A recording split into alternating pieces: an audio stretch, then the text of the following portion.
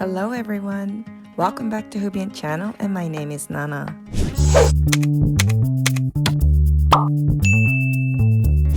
Have you heard of fika?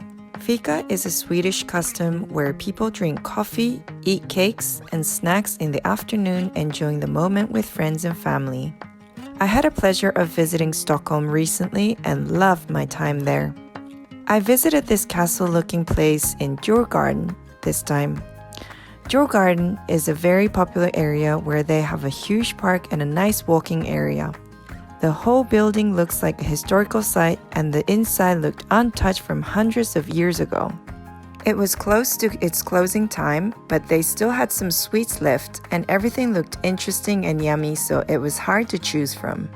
We decided to have a portion of marble cake and a huge portion of chocolate cake.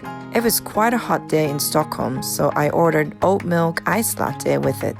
Funny story, I bring the sun wherever I go, and this day the forecast was 100% chance of rain all day long, but as soon as I landed, it cleared up and literally brought the sunshine. So I call myself a sunny girl. The cake and the coffee combination was so good, but look who is also here to try and sneak into my cake. Apparently, the cafe is very famous for their bird visits, and some of them are super aggressive, especially the seagulls, where they will really steal your cake. So I was warned by my friend to try and protect the cake as I ate it. It wasn't the most relaxing fika, to be honest, but we had a good laugh. After my first fika of the day, we walked towards the garden where we found a beautiful lavender area and also some botanical garden. My friend picked some lavender for me to take home. When you rub your fingers on the lavender, you can smell the beautiful scent even more. Lavender is one of my favorite scents, and it definitely took me to a happy place. The garden is huge and so nice to walk around.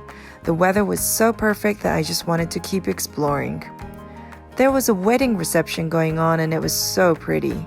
We saw some apple trees and different kinds of flowers. Everything was so picturesque and I just kept on taking photos wherever I go. We stumbled across the street with the very traditional Swedish-style houses, and I love the color. One house is probably a bakery as it had this pretzel sign hanging.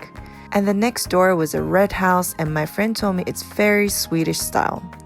The sky was so beautiful that the contrast of the red house and the blue sky just matched perfectly. Another house just down the road was even older and looked more traditional. We went past ABBA Museum as well.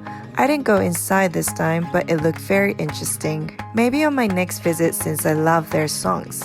Walking along the harbor was beautiful as well. Every place was full of people enjoying the long afternoon. My friend showed me this one beautiful apartment building on the richest street in Stockholm. I got to take a little sneak peek of the inside, and here they are. Since I was so thirsty after our long walk under the sun, we decided to do another fika, but this time with a cheeky glass of Prosecco. We found a cute place right in front of the apartment building. The whole bar actually looked like as if we were really on a boat, and I love the atmosphere. Really felt the good character from this place. Since Sweden is in the Scandinavia and they're so high up north, the sun doesn't go down until very late, like after 10 o'clock. Further up north in the summer, they have this thing called white night, which means that the sun doesn't go down and it will go up again once it reaches horizon at the sunset timing. We were so full from fika, but I didn't want to miss out on the Swedish meatballs during my visit.